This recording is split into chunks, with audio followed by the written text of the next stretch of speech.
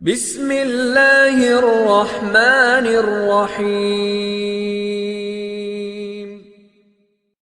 صلو علی الحبیب صلی اللہ تعالی علی محمد صلی اللہ علیہ وآلہ وسلم۔ السلام علیکم ورحمۃ اللہ وبرکاتہ۔ محترم ناظرین، آج کی ویڈیو میں آپ کے لیے زبردست وظیفہ لے کر آیا ہوں۔ تفسیر القرآن صراط الجنان 22واں پارہ، صراط الجنان، پیج نمبر 143، اور یہ آیت نمبر 26 ہے، سورہ سبا۔ اس کی تفسیر میں کیا کمال کے دو اللہ تبارک و تعالیٰ کے ناموں سے خوبصورت وظائف ملے ہیں، الفتاح اور العلیم، یہ یاد کر لیجئے۔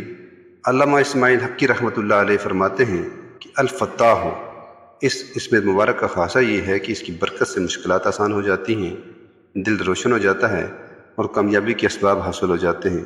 نماز فجر کے بعد جس نے سینے پر ہاتھ رکھ کر 71 بار اس اسم کو یعنی یا فتاح پڑھا تو اس کا دل پاک اور منور ہو جائے گا، اس کا کام آسان ہو جائے گا اور اس کی برکت سے رزق میں بھی وسعت ہوگی۔